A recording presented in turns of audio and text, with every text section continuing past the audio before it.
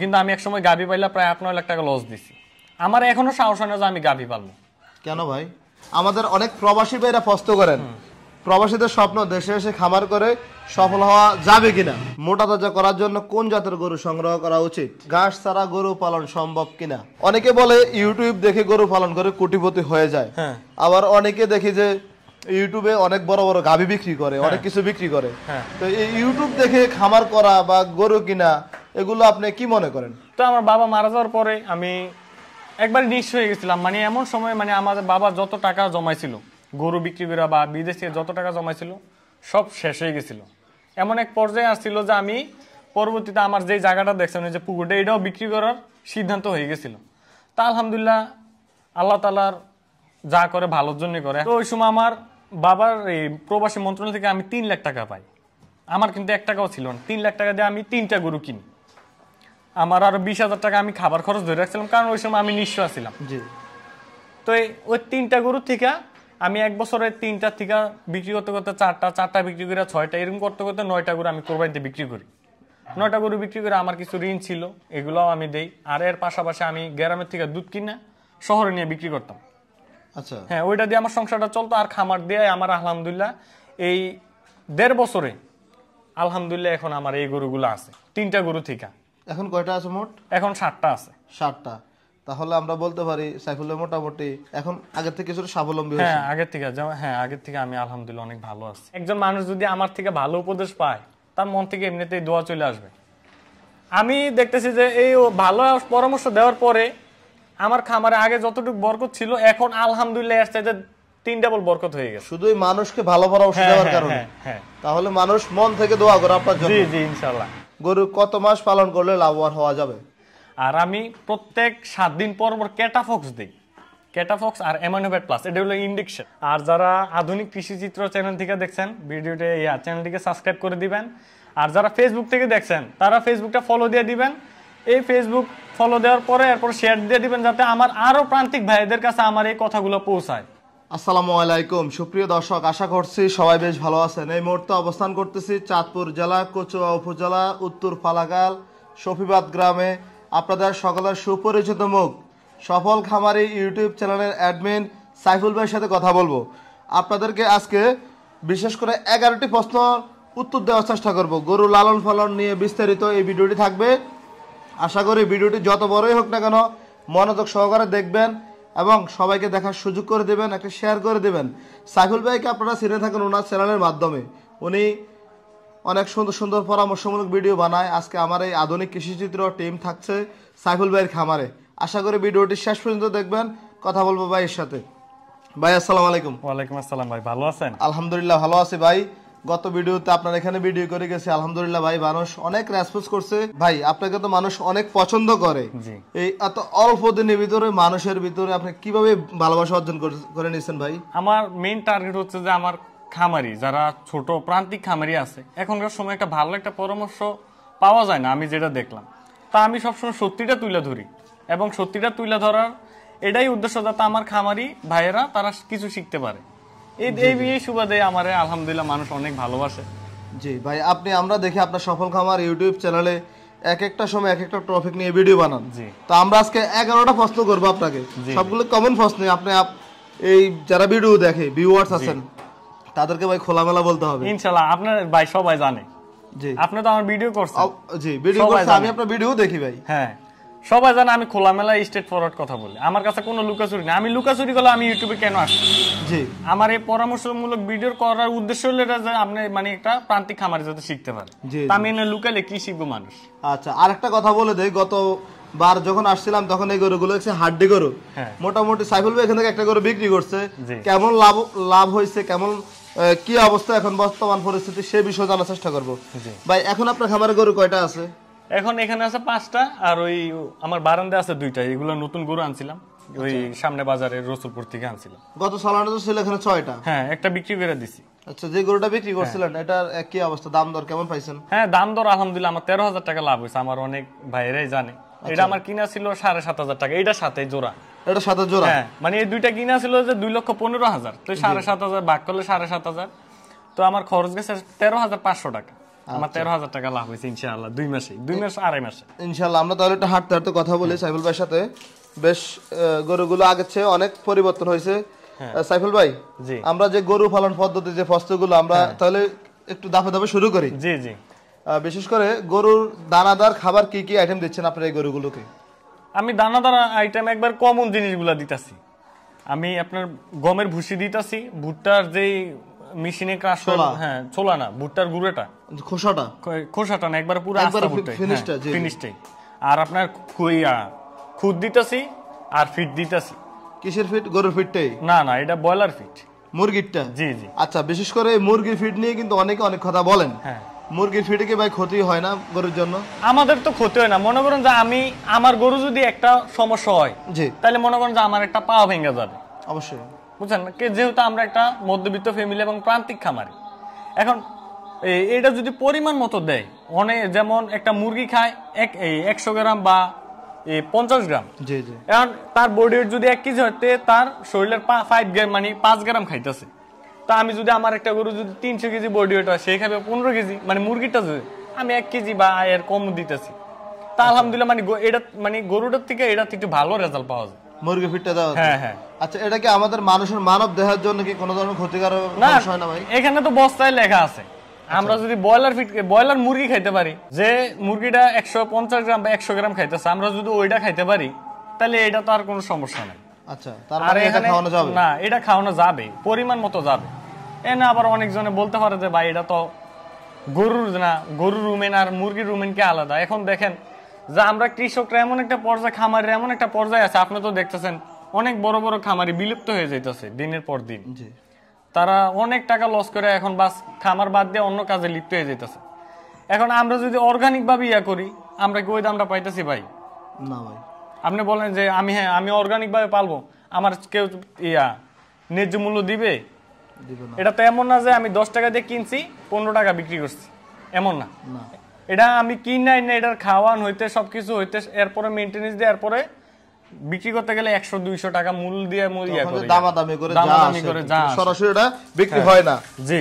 আচ্ছা সাইফুল ভাই, তাহলে আমরা দ্বিতীয় আরেকটা প্রশ্ন করি। আমাদের অনেক প্রবাসী ভাইরা প্রশ্ন করেন, প্রবাসীদের স্বপ্ন দেশে এসে খামার করে সফল হওয়া যাবে কিনা? জি। এখন আমার এই যে খামারি যারা লস করতেছে, বিশেষ করে প্রবাসীরাই সব, মানে যারা তারা আসে মুট করে টাকা নিয়ে আবার এই খামার দিয়া পকেট খালি করে আবার বিদেশ যায়, আমি অনেক দেখছি। জি। তাদের ভুলটা এখানে, তারা কেউ গাবি দিয়ে শুরু করে, কেউ হাড্ডি গাবি দিয়ে শুরু করে, এটা দিয়ে শুরু করে। আমাদের ভিডিওগুলো দেখা বা বিভিন্ন জনের ভিডিওগুলো দেখা যখন শুরু করে, আসলে রূপকথা আর বাস্তবতা কিন্তু একেবারে আলাদা, ভিন্ন। এখন যারা গাবি দিয়ে শুরু করে, একটা গাবি, যেমন আমারও এখন সাহস হয় না যে আমি গাবি পালবো, কিন্তু আমি একসময় গাবি পাইলে প্রায় 8-9 লাখ টাকা লস দিছি। আমার এখনো সাহস হয় না যে আমি গাবি পালবো। কেন ভাই? হয় না যে গাবিতে আপনার রোগ ব্যারাম বেশি, যেমন এখনকার যেই সিটার বাটফার যোগ, একবার ডাইরেক্ট কথা, সিটার বাটফার যোগ, এই যেমন এই গরুগুলা, এই যে ফিজিয়ান গরুগুলা, এগুলো কিন্তু অনেক ভালো একটা জাতের গরু। তো এগুলা কিন্তু আপনার 2 দাঁত 4 দাঁতের, কিন্তু দেখেন অনেক, মানে এগুলো যখন আনছে অনেক শুকনো আনছে, এখন একটু সুন্দর দেখা যায়। তো এই গরুগুলা কিন্তু বিভিন্ন খামার থেকে আসছে। সে যখন গরুগুলা কিনছে, এগুলা একটার দামে 3 লাখ টাকা আসছিল, একটার দামে 3 লাখ টাকা দিয়ে কিনছে, যখন গাবি ছিল। তো আমরা আর আমি 2টা কিনছি 2,25,000 টাকা দিয়া। সে গরুটা দুধ দোয়াইছে, দুধ মনে করেন যে বইলা দিছিল 20 কেজি, সে আইনা পাইছে 8 কেজি। 8 কেজি, সেক্ষেত্রে একটা ধোকা খেয়ে গেল। ধোকা খেয়ে গেল। জি। তো এরকমই আর এখন তো গাবি, যে সত্যি কথা বললে গাবি কেউ বিক্রি করতে পারবো না। আচ্ছা। আর গাবির যত্নটা অনেক ভালো, অনেক ডিফারেন্ট। না বুঝলে একটা গাবি একবার আপনার চোখের সামনে নিমিশেই শেষ হয়ে যাবে। আচ্ছা, তাহলে কি প্রবাসীরা কিভাবে খামার শুরু করলে? প্রবাসীরা আসবে, তারা খামার দেওয়ার আগে বিভিন্ন কাজের একটা, যাতে তাদের সংসারটা একটু ভালো করে চলে। জি। সংসারটা চালানোর পাশাপাশি এমন একটা ব্যবসা দিবে, সংসারটা চালানোর পাশাপাশি যাতে খামারটা চলে। তো ওই ব্যবসা থেকে খামারে চলো, সংসারে চলো। আর এই যে গরুগুলো আছে, মনে করেন যে এরকম হাড্ডি গাবিদের যদি শুরু করে, গরুর খামার হলে একটা ব্যাংক, জীবন্ত ব্যাংক, জমা করতে থাকবে। তো ওই টাকা থেকে তার সংসারে চললো, খামারে চললো, 3 মাস পরে গরু বিক্রি করলো, তার কাছে আবার একটা মোটা অঙ্কের একটা টাকা হয়ে গেল। আচ্ছা, এভাবে যদি করে তাহলে ইনশাআল্লাহ লাভবান হইতে পারবে। ধন্যবাদ সাইফুল ভাই, আপনি দ্বিতীয় নাম্বার প্রশ্নের উত্তর দেওয়ার জন্য। তৃতীয় নাম্বার, প্রশ্নটি হচ্ছে খুরা রোগের চিকিৎসা কি, শর্ট টাইমে বলবেন। খুরা রোগের চিকিৎসা হলো যেমন খুরা রোগ হইলে খুরা রোগের ডাইরেক্ট কোনো চিকিৎসা নেই। জি। যারা লং টাইমের পালে তারা ভ্যাকসিন দিয়ে রাখবেন অবশ্যই। খুরা রোগের এলএসডির ভ্যাকসিন আমাদের প্রাণী সম্পদে বিভিন্ন প্রাণী সম্পদে পাওয়া যায়। এই খুরা রোগের যখন খুরা রোগ হবে তখন কিন্তু তাপমাত্রা গরুর অনেক তাপমাত্রা বাইরে যাবে। জি। এই তাপমাত্রা কমানোর জন্য আপনার জ্বরের ওষুধ আছে। আমরা তো ডাইরেক্ট অ্যান্টিবায়োটিক করলে সমস্যা, জ্বরের ওষুধ যদি জ্বরটা কন্ট্রোল করতে পারেন তাহলে খুরা রোগ আস্তে আস্তে কন্ট্রোল হয়ে যাবে। আচ্ছা, জ্বর মেইন হলো জ্বর। সাধারণত কি ওষুধ দেওয়া যায় নরমালি? এখানে নরমালি লিগাবেট আছে, আর্ট্রিবেট আছে, এগুলো ব্যবহার করবেন। যদি গরু এরতেও যদি না কমে তাহলে আপনার এই যদি গরু খাবার দাবার ঠিক খায় তাহলে আমরা অ্যান্টিবায়োটিক ব্যবহার করবো। আর 3 দিন পর 3 দিন অ্যান্টিবায়োটিক ব্যবহার করতে হবে। আচ্ছা, তাহলে যদি না হয় ডাক্তারের শরণাপন্ন হওয়া উচিত। ডাক্তার শরণাপন্ন হওয়াটাই উচিত। আর যারা না জানবে, জি জি, যারা না জানবে তারা, আমি মনে করি যে না, যদি অভিজ্ঞ হয় আমাদের মতো অভিজ্ঞ তারাই চিকিৎসা দিক। আর ধরুন অনেক প্রথম যারা গরু পালন করতে চাইতেছে তারা এইসবে না যাওয়াটাই ভালো, ডাক্তারের শরণাপন্ন হওয়াটাই ভালো। আচ্ছা, ধন্যবাদ সাইফুল ভাই। চতুর্থ নাম্বার প্রশ্ন হচ্ছে মোটা তাজা করার জন্য কোন জাতের গরু সংগ্রহ করা উচিত? এটা তো আপনার মোটা তাজার ক্ষেত্রে সবচাইতে এরকম ক্রস গরুগুলাই ভালো, ফ্রিজিয়ান গরু, ফ্রিজিয়ান ক্রস গরুগুলাই ভালো। কিন্তু কোরবানির সময় এরকম শাহিওয়াল গরুগুলা ভালো, এরকম লাল গরু, এরকম লাল গরুগুলা ভালো। আচ্ছা, মানে এটা আপনার দিন বুঝা, যেমন কোরবানির পর এরকম ক্রস গরু কিনবো, আবার যখন কোরবানির 4-5 মাস হয়ে যায় আগে, মানে সামনে আইসা পড়বো, কোরবানি আইসা পড়বো, রমজানের পরে বা আগে এরকম শাহিওয়াল গরু কিনবো, যাতে এই শাহিওয়াল গরু কোরবানিতে চাহিদা বেশি, কালার সম্পন্ন। জি জি। আচ্ছা সাইফুল ভাই, পঞ্চম নাম্বার প্রশ্ন হচ্ছে ঘাস ছাড়া গরু পালন সম্ভব কিনা? ঘাস ছাড়া অবশ্যই সম্ভব। ওই যে দেখতেছেন, আপনি তো দেখছেন আমার কোনো ঘাসের ব্যবস্থা নাই না। যেমন আমার ঘাসের জমিতে আমি এখন ভুট্টা লাগাইতেছি। তো ঘাস হলো লং টাইমের যারা গরু পালে, গাবি গরু বা যারা লং টাইম 1 বছর ধরে গরু মোটা তাজা করতেছে তাদের জন্য হলো ঘাস। আর যারা শর্ট টাইমে গরু লালন পালন করে তাদের জন্য হলো খের, কারণ খেরটা শরীরটা টাইট রাখে, তার পায়খানাটা টাইট রাখে। মোটা তাজা ক্ষেত্রে সবচেয়ে গুরুত্বপূর্ণ হলো পায়খানা যদি নরম থাকে আমাদের মানুষেরও শরীর ভেঙে যাবে, জি, শরীর অসুস্থ হয়ে যাবে। হ্যাঁ, অসুস্থ হয়ে যাবে। এখানে আবার অনেক পণ্ডিত বলতে পারেন যে মানে ঘাস ছাড়া গরু পালন করা না, ডাক্তারে বলছে। জি, ডাক্তারে বলছে। এখন ডাক্তারে বলছে, যদি উপকার পাইতাম আমিও আপনাদেরকে বলতাম, আমি আপনাদের শত্রু না। যদি ডাক্তার যদি বলতো যে হ্যাঁ ঘাস ছাড়া গরু মোটা তাজা করা সম্ভব, তাহলে আমিও ঘাস দিয়ে পালতাম। তাহলে নাইলে আমারও প্রায় 120% 125% ঘাস ক্ষেত আছে আমার ছিল গাবি ক্ষেত্রে। তো এইগুলো তো আমি ভুট্টা লাগাইছি, তো আমি পাগল দিকে ভুট্টা লাগাইছি, নাহলে আমি ঘাসে করতাম। মানুষ যদি ভালো। সুন্দর একটু উত্তর দেওয়ার জন্য ধন্যবাদ সাইফুল ভাই। আপনার 6 নাম্বার প্রশ্নটি হচ্ছে রসুর জন্য মাংস উৎপাদন করার জন্য কি কি ভিটামিন দেওয়া উচিত বা কি কি দিচ্ছেন আপনি? আমি যেমন একটা নতুন গরু আনার পরে রুচির জন্য রুচির ওষুধ অনেক আছে, বায়োগাট আছে, এরপরে বায়োলাক আছে, এরপরে নাভা ডাইজেস্টিক আছে। এগুলো রুচির জন্য, এগুলো আমার চ্যানেলে একবার সরাসরিও দেখানো আছে। আর আমি প্রত্যেক 7 দিন পর ক্যাটাফক্স দিই, ক্যাটাফক্স আর অ্যামাইনোভেট প্লাস। এটা হলো ইনজেকশন। এটা দেওয়ার ক্ষেত্রে হলো যাতে মানে বিপাকীয় সমস্যা, অনেক গরু আছে যে খাইতেছে, সে মাংস বাড়তেছে না তাই ওই খাবার অনুযায়ী, তাহলে তার যে কোনো একটা শরীরের যে কোনো কোষ দুর্বল আছে, তার ভিতরে একটু বিপাকীয় সমস্যা আছে। ওই ইনজেকশনগুলো আমরা 7 দিন পর দিই, 3 বার দিই, 7 দিন পর 3 বার বা 4 বার দিই। যেমন এগুলো বড় গরু 20 ml করে দিই। এগুলো দেওয়ার ক্ষেত্রে তাহলে তার ওই যে ইনজেকশনগুলো দেওয়ার ক্ষেত্রে ওই তার ভিতরে বিপাকীয় সমস্যাও সমাধান হয়ে গেল, তার দুর্বল কোষগুলো সতেজ হয়ে গেল এবং ভালো মোটা তাজা হইতেছে, এছাড়া আর কিছুই দিই না। আচ্ছা সাইফুল ভাই, সুন্দর পরামর্শ দিয়েছেন অল্প কথার ভিতরে। 7 নাম্বার প্রশ্নটি হচ্ছে কত মাস পর কৃমিনাশক টিকা দিচ্ছেন আপনি? আমি তো আপনার 3 মাসের প্রজেক্টে গরু লালন পালন করি, বা 3 মাস 4 মাস আমি একবারে দিই। আনার পর শুধু একবারেই কৃমিনাশক আমি দিই। এটা হচ্ছে শুকনো গরুর ক্ষেত্রে। আর যারা গাভী ষাঁড় গরু লং টাইম পালন করে তাদের জন্য? ষাঁড় গরু তারা 3 মাস পর মোটা এই কৃমিনাশক করবেন ষাঁড় গরু। আর গাভীর ক্ষেত্রে যে এখন যদি আমি গাভীর ক্ষেত্রে 3 মাস বইলা দিই, সে প্রেগনেন্ট থাকুক বা দুধ দেখ, সে আমার কথা শুনে 3 মাস পর দিব, তাহলে তো অবস্থা খারাপ। গাভীর ক্ষেত্রে হইলো যে 3 মাস ধরেন এই প্রেগনেন্ট হওয়ার অনেক কৃমিনাশক আছে দেওয়া যায়, কিন্তু পজিশন বুঝে দিতে হবে যে 2 মাস প্রেগনেন্ট থাকলে না দেওয়াটাই ভালো। আচ্ছা, ধন্যবাদ ভাই সুন্দর একটি প্রশ্নের উত্তর দেওয়ার জন্য। 8 নাম্বার কথা হচ্ছে, আপনি এই কথাটা উত্তর দিয়েছেন যে মুরগির ফিট খাওয়ানো যাবে, তাহলে এটা আমরা প্রশ্ন নাই করি। 9 নাম্বারটা হচ্ছে গরু কত মাস পালন করলে লাভবান হওয়া যাবে? এখন এখন তো আপনার খাদ্যর যে দাম দেখছেন। আচ্ছা সাইফুল ভাই এগিয়ে যাক, আমরা আছি আপনার সাথে। আর অবশ্যই সাইফুল ভাইয়ের পেজটা বেশি বেশি ফলো দিবেন। আমি এখনো বলতেছি খাদ্যের দাম অনুযায়ী আমরা খামারে কিন্তু পাইতেছি না, দাম পাইতেছি না ওইরকম। এখন যেমন এই গরুগুলো আমি 3 মাসে রেডি করতে পারবো। 3 মাসে আমার এই গরুগুলো একটু খরচ বেশি হবে, 25,000 টাকা খরচ হবে। কিন্তু আমি এই গরুগুলা যদি 6 মাসে মোটা তাজা করি তাহলে 25,000 না, আমার খরচ হবে আপনার 40,000 টাকা। আচ্ছা, কিন্তু দাম ওই 3 মাসে যেই মোটা তাজা হবে, 6 মাসে আমি আস্তে আস্তে খাবার দিলে একই মোটা তাজা হবে, কিন্তু দাম আমি একই পাবো, কিন্তু ওই আমার খরচ বেশি হয়ে যাবে। তো এখনকার সময় 3 মাসেই ভালো মোটা তাজা গরু আনলাম, মোটা তাজা করে বিক্রি করে দিলাম। আচ্ছা, অনেকে তো শীতকালে গরুকে গোসল করায় না, যেটা হচ্ছে 10 নম্বর প্রশ্ন। তো একটা গরুকে দৈনিক কতবার গোসল দেওয়া প্রয়োজন মনে করেন? আমার গরু পালা সিস্টেমই আলাদা। আমি আধুনিকটাও ফলো করি, বিশেষ করে প্রাচীনটা বেশি ফলো করি। যেমন আমার এই গরুগুলা প্রায় 4-5 দিন গোসল করায় না, দেখছেন যে অনেক ময়লা লেগে রয়েছে। 4-5 দিন গোসল করে না, কারণ আমাদের এই 4-5 দিন এখানে অনেক ঠান্ডা ছিল। তা আমি যদি এই ঠান্ডা অনুযায়ী যে আবার গোসল করাই দিতাম তাহলে আমার এগুলোর জ্বর বা ঠান্ডা লাগতো। আচ্ছা, তা আমার এই জন্য আমি যখন শীতের সময় যখন একটু বেশি রোদ উঠে তখন আমি গোসল করাই দিই। আমি এটা ধরার জন্য। কিন্তু গরমে যারা এরকম ক্রস গরু পালবেন প্রতিদিন একবার হইলেও গোসল করাইতে হবে গরমকালে। হ্যাঁ, আর শীতকালে এত মহামারী না, আপনারা 2 দিন 3 দিন বা 4-5 দিন পর পর যখন রোদ উঠবে ভালো তখন গোসল করাই দিবেন। আচ্ছা সাইফুল ভাই, যেহেতু 11টি প্রশ্ন ছিল আমি 10টি করলাম, কারণ প্রত্যেকটা কথার ভিতরে প্রশ্নগুলো ঘুরে ঘুরে চলে আসে।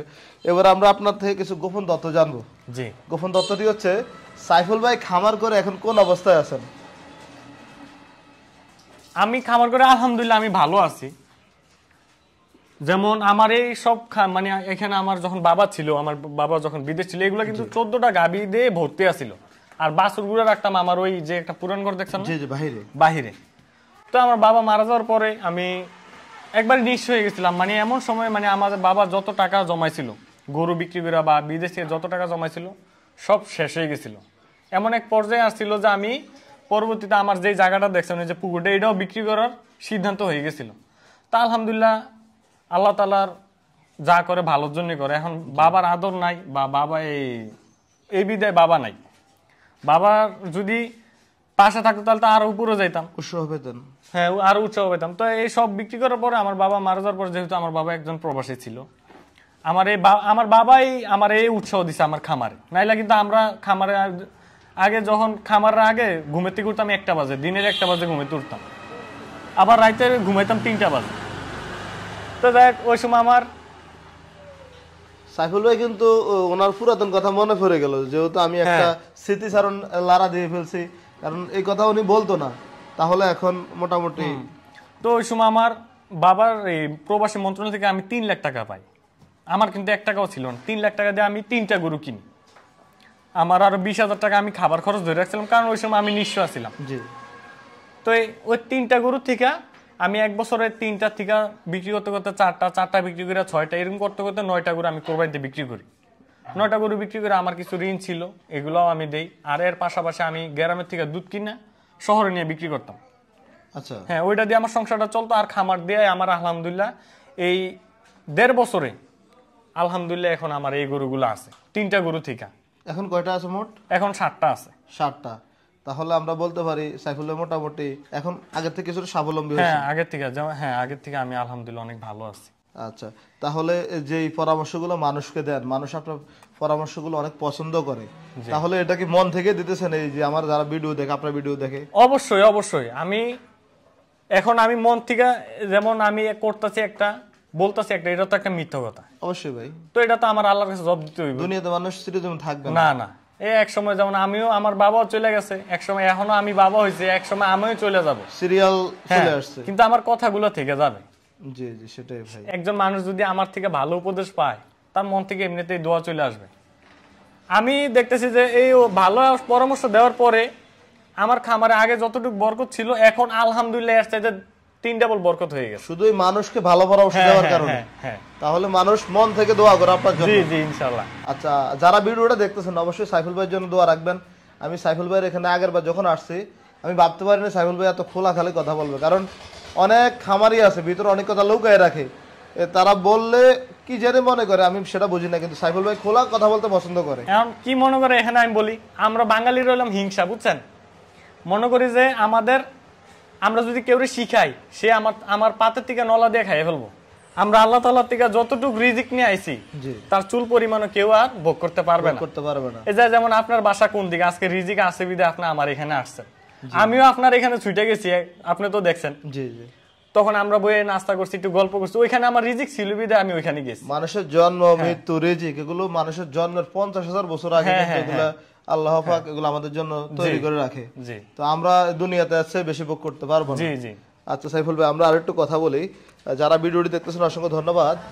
অনেকে বলে ইউটিউব দেখে গরু পালন করে কোটিপতি হয়ে যায়, আবার অনেকে দেখি যে ইউটিউবে অনেক বড় বড় গাভী বিক্রি করে, অনেক কিছু বিক্রি করে, তো এই ইউটিউব দেখে খামার করা বা গরু কিনা এগুলো আপনি কি মনে করেন? সবকিছুর যেমন ভালো দিক আছে তেমন খারাপ দিকটাও, যেটার একটু ভালো বেশি ওটার খারাপ দিকটাও একটু বেশি থাকে। এখন আগে এক সময় ছিল যে গরু অনলাইনে, এই গরু কিন্তু অনলাইনের গরু, মানে গরু হইলো অনলাইনের ব্যবসা না, গরু আপনি যাইয়া চিনবেন, বাপসা ছাড়া মূলাই গরু কিনছে 100 200 এরকম টাকা দিয়া, মানে দাম বাড়াইছে, আবার শূন্য ভাঙছে, কিন্তু শূন্যও ভাঙছে, আমরাও এখন ভাঙে। হ্যাঁ, এখন যারা প্রবাসীরা আছে, এই যেমন আমি কিছুদিন এই গরুগুলা, এই যেমন এই গরুটা মনে করেন যে গাবি, আমি বলে দিলাম 10 কেজি দুধ, মানে আমি পাইছি 10 কেজি দুধ, এখনকার অনলাইনের সময় 10 কেজি জায়গা চেক করবো 25 কেজি দুধ দিতেছে, ভিডিও জুম করে কথাবার্তা বাড়াইয়া। হ্যাঁ 25 কেজি দুধ দিতেছে, হ্যাঁ 25 কেজি হইব। এখন মনে করেন যে নতুন বাচ্চা দেওয়ার পর পর একটু ওলান বড় থাকে, দুধ একটু বেশি থাকে, তখন 25 কেজি জায়গা 25 কেজি কইয়া ওই বাড়ি থেকে আনলো, আমি পাইলাম 8 কেজি। জি, তো 25 কেজি গাভীটার দাম 3 লাখ টাকার উপরে আছে, অবশ্যই আছে, এটা তো আমি বলছি। জি, তো আমি 8 কেজি পাইয়া, আমি 3 লাখ টাকার চালান খাটা যে দুধ 8 কেজি পাই, এত বড় একটা ফ্রেমের গরু, সে দৈনিক যদি 8 কেজি দুধ দিয়ে, মানে 25 কেজির কথা শুই না, 25 কেজি গাভীর কথা শুই না, এই গরুটার পিছে 500 টাকা খরচ করবে, সে পয়সা আছে 400 টাকার দুধ, তার দৈনিক 100 টাকা লস হবেই হবে, দৈনিক লস, মাসে 3000 লস, মাসে 3000 লস, আরে বেশি হয়। তারপর ক্যাশ টাকা তো গরু কিনে যেটাতে কিনছে ওটা ক্যাশ টাকারই লস। হ্যাঁ হ্যাঁ হ্যাঁ। আচ্ছা, গাবি সবচেয়ে ভালো কোন গাবি? 1 থেকে 1.5 লাখ টাকার মধ্যে যে গাবিগুলা, ছোট ছোট গাবি, বেশি বড় গাবি না, বড় গাবি অসুখ বেশি, এই যে যেমন এই গরুগুলা থেকে এই গরুর অসুখ কিন্তু বেশি, ফ্রিজিয়ান গুলো। হ্যাঁ, ফ্রিজিয়ান গরুর রোগ প্রতিরোধ ক্ষমতা একেবারে কম, এগুলো বিশেষ করে তো অস্ট্রেলিয়ার গরু, হ্যাঁ শীত প্রধান দেশের গরু এগুলা, জি জি, এই জন্য এগুলা সহ্য করতে পারে না, আর এগুলো আমাদের দেশের গরু, এগুলা মোটামুটি দেশের আবহাওয়ার সাথে মানানসই হয়ে যায়। আচ্ছা, তো সাইফুল ভাই নতুন গরু কেনার চিন্তা ভাবনা কি আছে না এগুলো বিক্রি করার পরে? এগুলো বিক্রি করার পরে কিনবো, আর এমনি 2টা গরু কিনছি আইসা, এগুলো আমি বুধবারে সংগ্রহ করছি রসুলপুর হাট থেকে, জি বুধবারে, এগুলো কোরবানির জন্য আমি ইয়া করছি, কোরবানি টার্গেটে কিনা হয়েছে। জোড়া কিনছেন না সিঙ্গেল কিনছি? আচ্ছা, আরেকটা তথ্য জানি, যখন হাট থেকে গরু কিনেন এই গরুটার দাম কত চাইছিল ভাই আপনার থেকে? এগুলোর দাম চাইছিল 170, আপনি কত বলছিলেন? আমি 90,000 বলছিলাম। এটা? হ্যাঁ। তো পরে কত দামাদামি হয়েছিল ভাই? এমনি 1-1.5 ঘন্টা তো যুদ্ধ চলছে ব্যাপারী আর আমার সাথে। মাঝখানে কি দালাল ছিল? দালাল থাকতো যদি আমি পুরান মানে নতুন হইতাম। আচ্ছা, দালালের সুযোগ দেন নাই? না না, দালালের লস হলো না ভাই? দালালের তো লস হইবই, কারণ সে 500-1000 খাইতে পারলো না। এই যে আপনাদের মতো বুদ্ধিমান লোকের জন্য দালালের কিন্তু লস হয়ে গেল। হ্যাঁ, আর দালালে তো সেখানে 500-1000, আর আমাদেরকে খামারিকে থেকে একটা দালাল যদি আপনার ধরতে পারে তাহলে আপনার থেকে 10,000 টাকা লস হইলে বেশি। আমি যে নতুন। আচ্ছা, তাহলে এটা কত দিয়ে কিনছিলেন ভাই? এটা কিনছিলাম আমি 1,06,000 টাকা। 1,06,000? হ্যাঁ। দাঁত বয়স কেমন? এটা 4 দাঁত। 4 দাঁত? হ্যাঁ। তার মানে এটার মাত্র বয়স শুরু হয়েছে? বয়স শুরু হয়েছে। আচ্ছা আচ্ছা, ওইটা কত দিয়ে কিনছিলেন? ওইটা 1,08,000 টাকা। 1,08,000 টাকা। 8,000। বাড়িতে আনার পরে কোনো সমস্যা হয়েছে ভাই? বাড়িতে আনার পরে একটু খাবার টাবার রুচি কম টম খায়, এগুলো তো আমরা প্রাথমিক ট্রিটমেন্ট দেই। জ্বর, রুচি, এরপর দুর্বল থাকলে এগুলো তো আমরা দেই। আচ্ছা, তো কি কি ট্রিটমেন্ট দিছিলেন এগুলোকে? এটা আনার পরে আমি জ্বরের ইনজেকশন দিছি, আর্থ্রিবেট, জ্বর এবং ব্যথা যেহেতু অনেক দূর থেকে আসে। জি। হ্যাঁ, এরপরে রুচির ওষুধ দিছি, নাভা ডাইজেস্টিক বা বায়োগার্ড, অনেক রুচির ওষুধ আছে, এগুলো দিছি। কিছুটা পরিবর্তন দেখা যায় এখন? আলহামদুলিল্লাহ সুস্থ। মানে এইবার গরুতে আমার কোনো সমস্যা হয় নাই। এই 2-1 দিন পরে ওইখানে নিয়ে যাবো আমি। ওখানে নিয়ে যাবে? হ্যাঁ। তো এখন তো আমি ওদিন আপনার ভিডিওতে দেখলাম আপনি গরু বিক্রি করেন, এগুলো কি ব্যাপারীরা নিয়ে যান না আপনার হাটে নিয়ে যান? ব্যাপারই নিয়ে যায়। দাম পান? হ্যাঁ আলহামদুলিল্লাহ। আচ্ছা, আমরা তো যে ব্যাপারী আপনার থেকে ওদিন গরু নিছে সম্ভবত ওই ব্যাপারে আমার থেকে একটা গরু নিছে, আমার শেষ গরুটা উনি কিনে নিছিল, আমি বিক্রি করছিলাম 70,000, আমরা দাম চাইছি মনে হয় 80 না 85,000, উনি 40 থেকে দাম শুরু করছে। তো আপনি কিভাবে বিক্রি করেন তার থেকে ভাই? আমার কাছে ব্যাপারীর অভাব নেই। এগুলো কি মন হিসাব করে বিক্রি করেন নাকি? মন বলতে আমি প্রথমে একটা গরুটা টার্গেট করি। হ্যাঁ, গরুটা কত মন হবে, এখন বাজারে কত মন চলতেছে, গরুটা বিক্রি করার আগে আমি বাজারে খোঁজ নিছি, যেহেতু ব্যবসার ক্ষেত্রে মার্কেটিং একটা সবচেয়ে গুরুত্বপূর্ণ। অবশ্যই ভাই, আপনি কোন এলাকায় কোন গরু চলে বেশি, কখন বাজার বাড়া কখন কমা, এগুলা জানতে হবে। জি জি অবশ্যই। শুধু গরু আইনা মোটা তাজা করলেন, ঘরের ভিতরে থাকলেন, এটা হইব না, সব দিকে চোখ কান খোলা রাখতে হইব। তো এগুলা মনে করেন যে আমার ওই গরুটা 5 মন আছে, 5 মন মানে আমি 5 মনের উপর ধরছি, সে 5 মন ধরছে।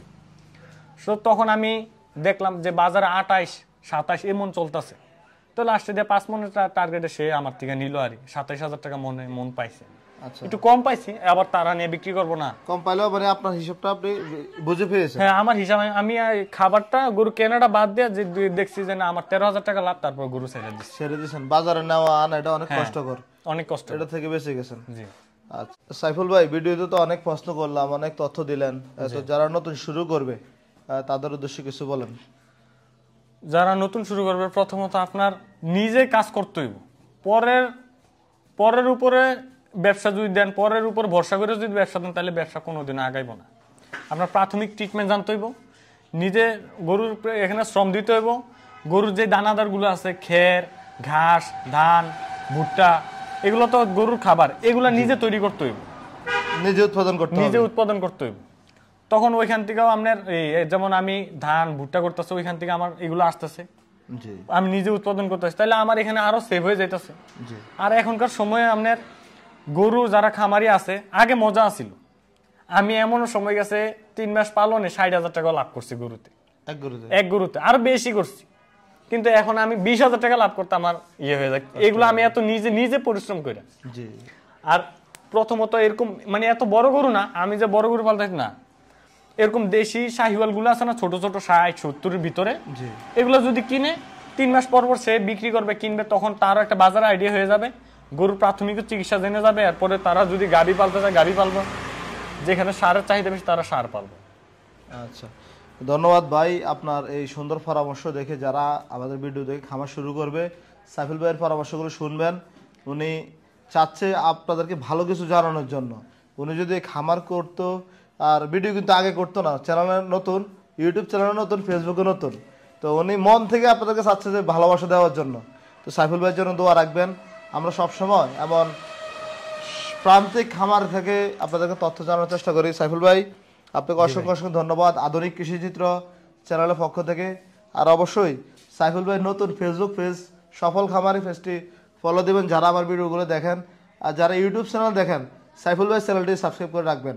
উনি প্রতিদিনের কর্মকাণ্ডগুলো উনি আপনাদেরকে ভিডিও আকারে তুলে ধরার চেষ্টা করবেন। আপনাকে অসংখ্য ধন্যবাদ ভাই। জি, আপনাকেও ধন্যবাদ। আর যারা আধুনিক কৃষিচিত্র চ্যানেল থেকে দেখছেন ভিডিওটি, চ্যানেলটিকে সাবস্ক্রাইব করে দিবেন। আর যারা ফেসবুক থেকে দেখছেন তারা ফেসবুকটা ফলো দিয়ে দিবেন। এই ফেসবুক ফলো দেওয়ার পরে এরপর শেয়ার দিয়ে দিবেন, যাতে আমার আরো প্রান্তিক ভাইদের কাছে আমার এই কথাগুলো পৌঁছায়। আর যারা আমার হেটার্স আছেন, আমি তো সবাই সান্ত্বনা দিই, মানে সন্তুষ্ট করতে পারবো না। যারা আমার বিরোধিতা করেন সমস্যা নেই, আমার কিছুই যায় আসে না। আমার মেইন টার্গেট হচ্ছে আমার লসের ভাগ কেউ দিব না। আশা করি আপনারা সবাই ভালো থাকবেন, সুস্থ থাকবেন। আসসালামু আলাইকুম ওয়া রাহমাতুল্লাহি ওয়া বারাকাতুহু। আচ্ছা সাইফুল ভাই এগিয়ে যাক, আমরা আছি আপনার সাথে। আর অবশ্যই সাইফুল ভাইয়ের পেজটা বেশি বেশি ফলো দিবেন, উনি ভালো ভালো ভিডিও আপনাদেরকে উপস্থাপন করার চেষ্টা করে। সকালে ভালো থাকবেন। আসসালামু আলাইকুম।